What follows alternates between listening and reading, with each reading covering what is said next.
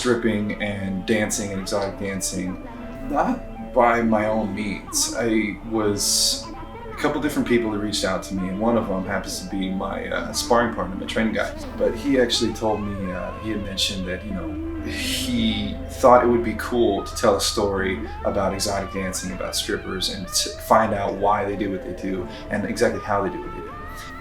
I had a lot of assumptions about what strip clubs would be like, what strippers would be like.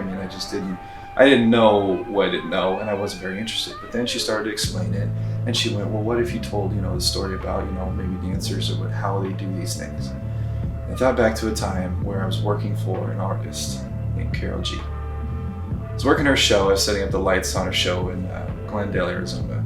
And after I set up the lights, I set up all these different things. I went out to the back, and I was leaving for the day.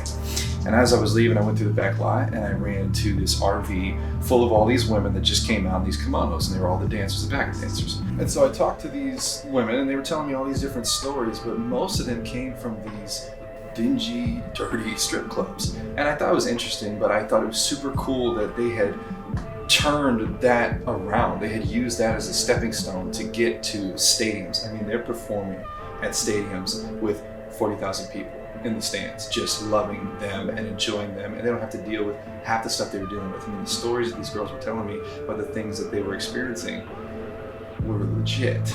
So after sitting down, I actually sat with my mother in the airport. We had just gotten back from a wedding shoot in San Diego. And so I sat down with her, and I kind of thought about it, and I was really kind of thinking, well, is there a story there? Is there something unique? What, can there be? And I'm an exotic dancer. So I started dancing May of last year. And at the time, my family was going through some financial stuff that we had to sort out. I was a little bit stressed out about that, as a daughter, I want to help them out. Thankfully, we were able to resolve that with the government, and that was no longer a concern. But subconsciously, when I heard the news that we might be going through some financial troubles, in my head, I was like, what if I start dancing? And the whole reason why I even went down that road is because at the time I was doing this internship in this major city, and it was the greatest internship ever. I had free housing, everything was paid for. I had an amazing support team. Everybody was really friendly. It was a fairly easy job, but I hated my life. Couldn't do it. I just remember back then I would always dread waking up almost for the easiest job ever. It's just it's somebody's dream to be landed, that internship, but here I am waking up feeling guilty about not being grateful enough of the opportunity that I was offered. It was just not for me. I was not that routine, analytical, structured person. And that internship, what I learned from that internship was that I'm not that person. And while that whole thing was going with my family and what I was feeling every day about not feeling like this kind of job is for me, I thought, well, since the strip club is nearby, I'm get off work in a few hours. Why not try? And that's exactly what I did. I literally went in one night, not knowing anything, not having any connections, not knowing. I never even danced in a club before professionally. I went in and I tried out, and I got in. That's awesome. What gave you the confidence to do that? Just to dance? I've always been told that I was a very musical person. I had no proper training whatsoever. I mean, I guess the closest thing that comes close to training is taking ballet dance class back when I was a little kid, but that doesn't really count either. So I had no professional training, but literally because people told me that they liked the way I dance, whenever I go out with them and I would party and go clubbing with them, they're like, yeah, you can move. And I know that sounds very conceited to even think, oh, that's enough to make it to the club. And it definitely wasn't. But that was pretty much all the encouragement I needed. I was like, okay, why not? It feels like what I'm meant to do. Yeah, it's like looking at the way I am, you probably can imagine like me being Asian. Of course, I have like a very traditional family lifestyle. They're pretty conservative. They're pretty much old school. So they pushed that academic lifestyle on me. College is everything, and getting a 9-to-5 corporate job is everything to them. And that's what literally my entire life I went by, working hard towards that, to get into a good school and get good grades. But I feel like the pandemic sort of changed that for me, and I feel like a lot of people can also relate to that. When you're stuck in this environment and you're literally quarantined and not knowing where the future is going to lead you, you start to question your reality, your existence, your true purpose in life. And I think that was when I kind of started to not care about school as much. Of course, I still went to school every day and I did my due diligence, but it just didn't feel right. It just felt like, fine, I had to do it. But when I was on that stage, and I know that I'm not the greatest dancer out there, I know that I have so much to learn, I know that I'm still very much not where I need to be at. It just felt right to do it, even though there are just so many hardships.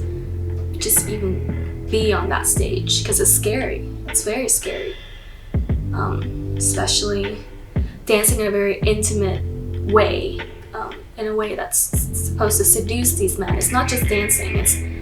There's like a motive of like appealing to the male gaze and making sure that these men feels like they are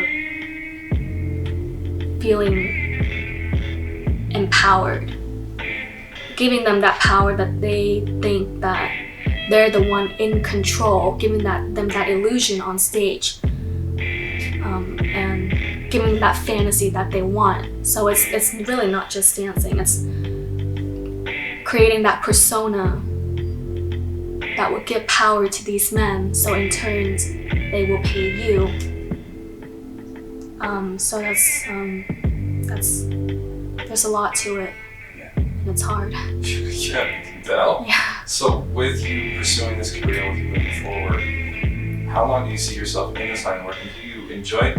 If you could dance in other styles that weren't as aggressive towards a certain goal, which is getting the money, Right. would you still come back and do this? For shit and giggles, yeah.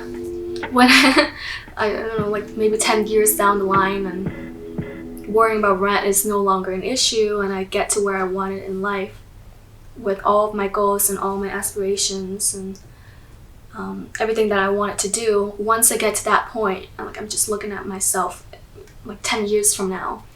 I don't think I want to keep on doing that 10 years from now. I don't want to be a stripper 10 years from now. I don't think my body would allow me, because people say when you're in the military, it takes 4 years off your life every year. I feel that sentiment hard being a stripper, because every day I would just come home with bruises and it's like mentally, physically exhausted. And like if the club has bad ventilation, you're just smoking in all that secondhand smoke, even if you're not a smoker yourself, and you're drinking constantly.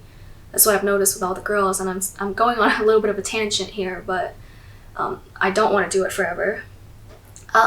Most dancers that you speak to, they're gonna say the same thing. It's a stepping stone for them.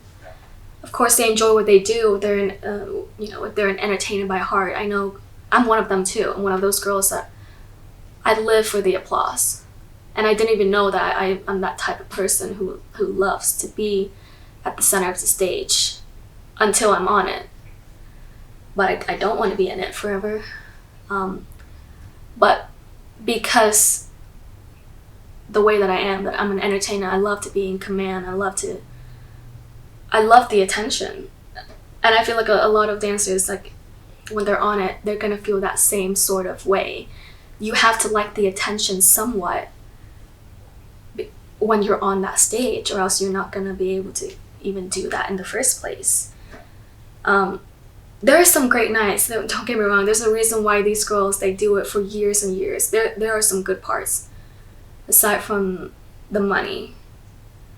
It's just like, it's the way you feel so powerful when you're on that stage, because you know that these men will go, they will fall head over heels for you.